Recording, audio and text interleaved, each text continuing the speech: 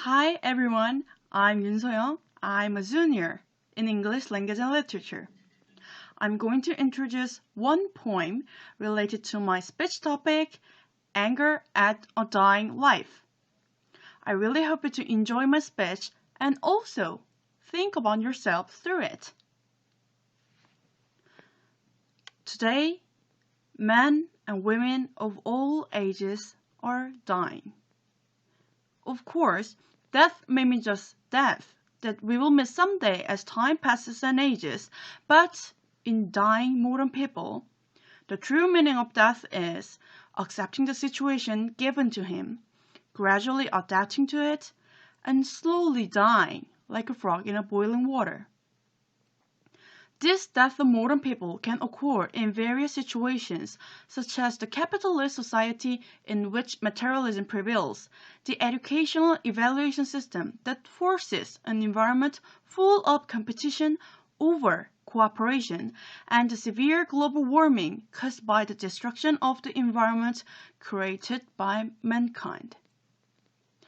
In order to get out of these disastrous situations, we must draw out desirable practices through literary works that tell us the true meaning of death and dying modern people. This literature is Do Not Go Gentle Into That Good Night by Dylan Thomas. Let me recite the poem first and let's think about the death the poet is trying to say.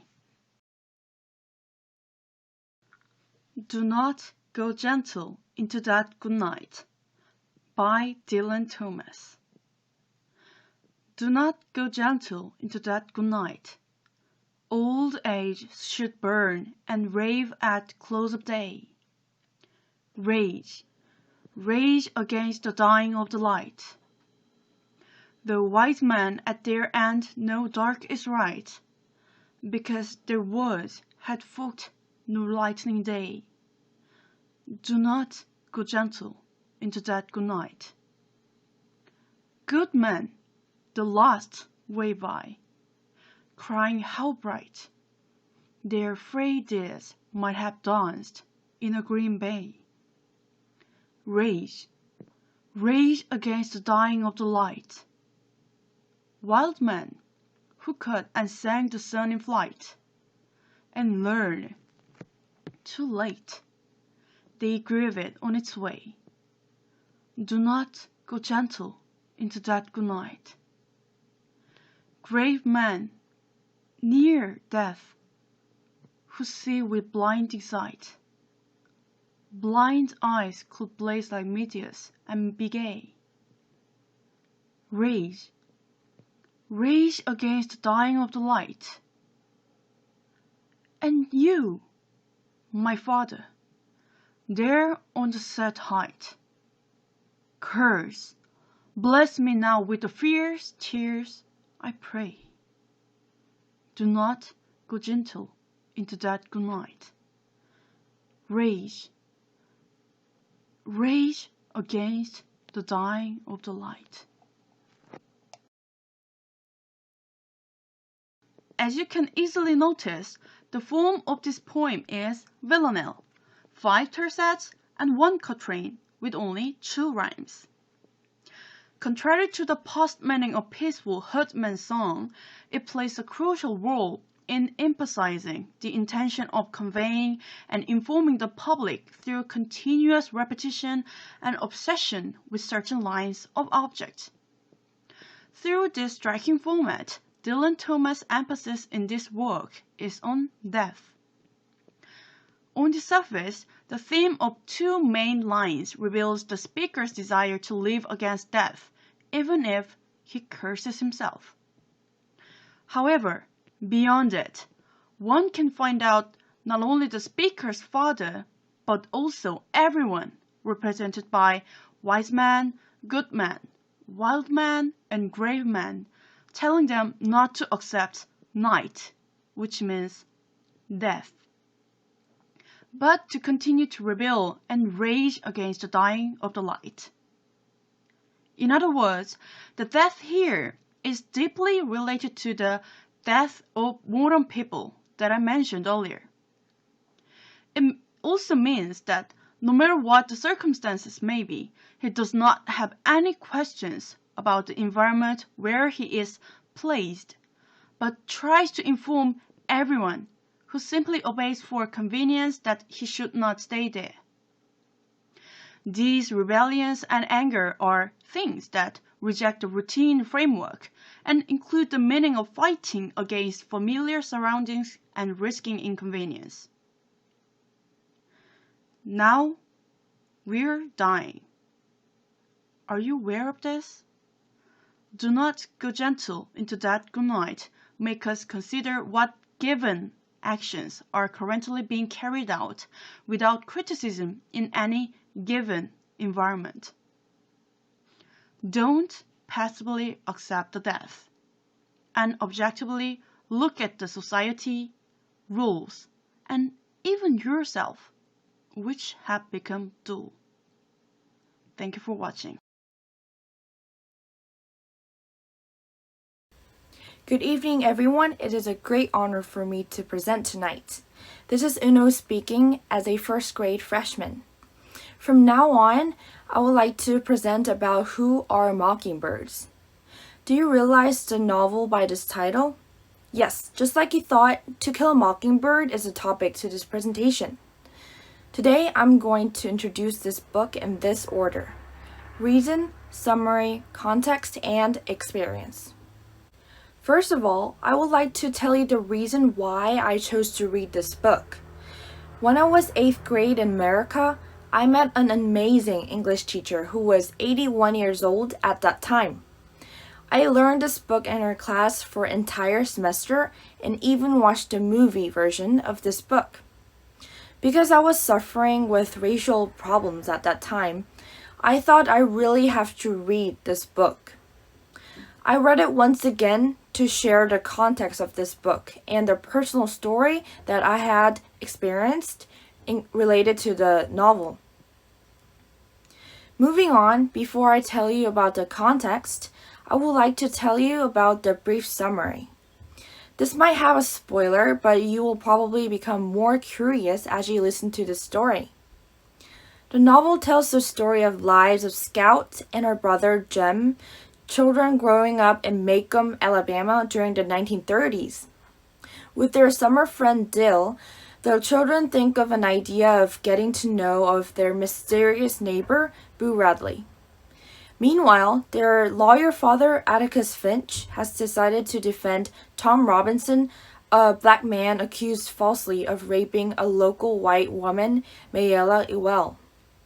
Jem and Scout become the targets of Bob Ewell, the father of Mayella, who tries to kill them one Halloween night on their way home from school.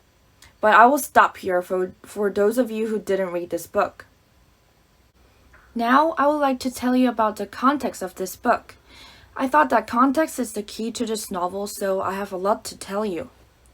Nell Harper Lee was born in 1926, Monroeville, Alabama, a small town similar to Macomb, the setting of this novel. Like the father of Scout, Lee's father was also a lawyer. And one of Lee's childhood friends was the novelist Truman Capote, who she drew inspiration for the character Dill. Even with these personal details, Lee maintains that To Kill a Mockingbird was intended to portray not her own childhood hometown, but rather a non-specific southern town. People are people anywhere you put them, she declared in a 1961 interview. In 1931, when she was 5 years old, 9 African-American men were accused of raping 2 white women near Scottsboro, Alabama. After a series of lengthy and publicized trials, 5 men were sentenced to long prison terms.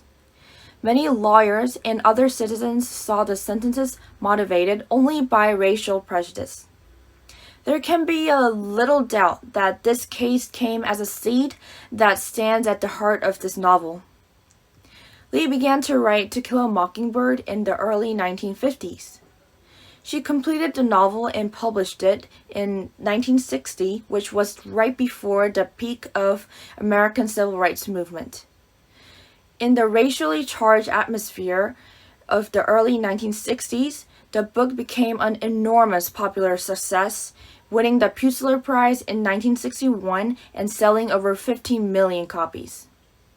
2 years after the book's publication, an Academy Award-winning film version of the novel was produced. Lastly, personal experience. Because I lived near where Harper Lee lived, I have actually met Harper Lee, the author of this novel. Do you remember the English teacher that I have previously introduced at the beginning of my presentation? Harper Lee was a good friend of my English teacher because my English teacher lived near Harper Lee when she was little. So because of their friendship, I had an experience of meeting Harper Lee about 6 years ago. Unfortunately, she passed away a few years ago, but I am glad that I can met her when she was alive. It felt like Harper Lee had experienced my situation. I had some struggles because I had different race, so I felt like I was a mockingbird, which Harper Lee uses to explain people that has no fault but being discriminated by some prejudice. For example, Tom Robinson and Boo Radley in this novel can be absolutely described as mockingbirds. Probably Harper Lee had known all these discriminations. I appreciated that she had written this amazing novel for me and all the people around the world who is getting discriminated every single day. I hope you read this novel at some point in your life to understand why this novel is called To Kill a Mockingbird. This is all I prepared for today, and thank you for listening to my presentation.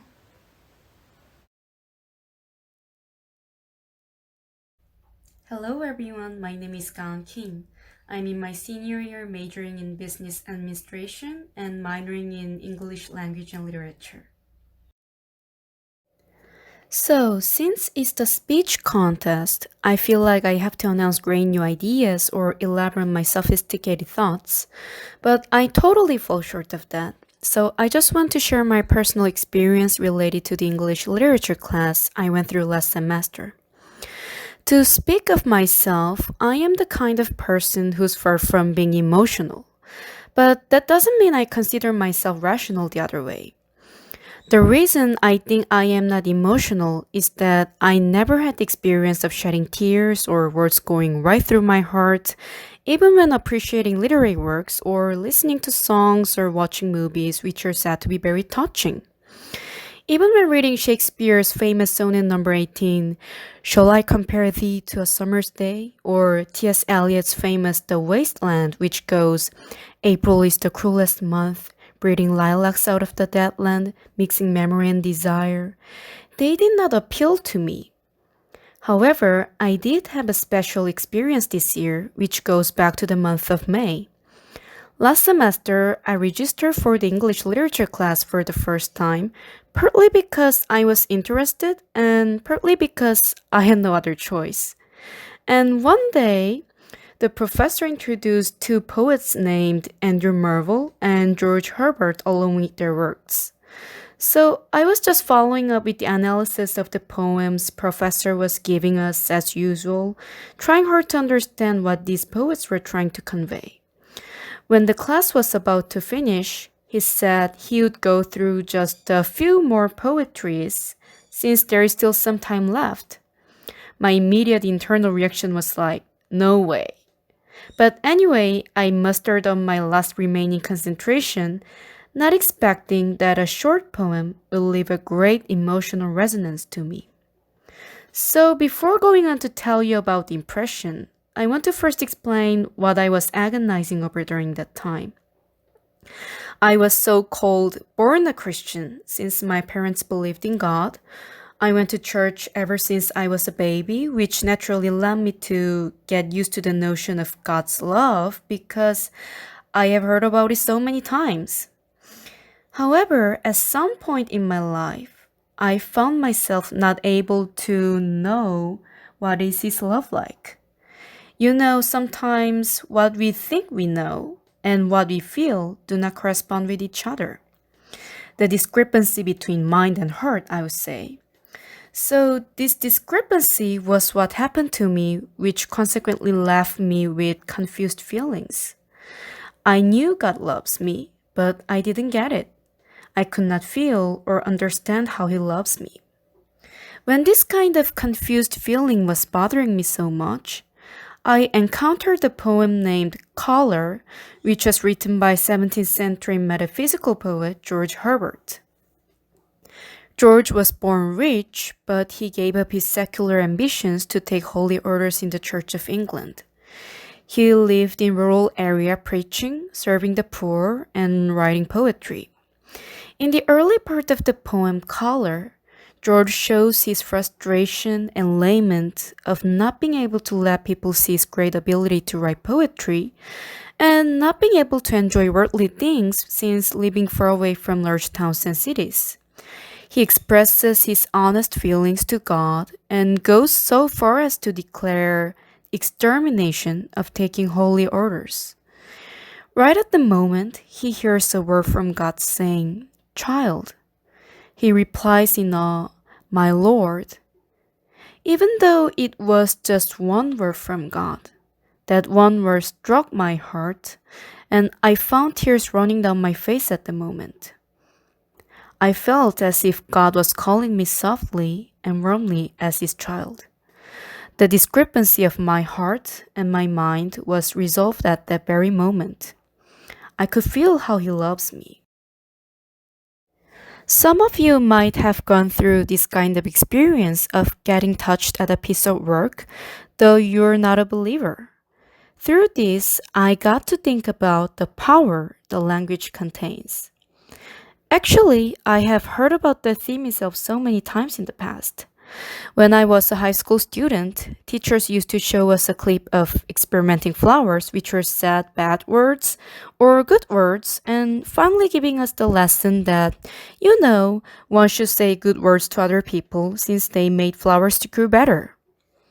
However, I have never thought about the power of written language, and the experience I mentioned a while ago helped me to ponder about it for the first time. So we're able to express liveliness, depression, astonishment, and so on through using the instrument called language. But what is as great as being able to unfold our thoughts and feelings is that language makes the receivers to be vitalized.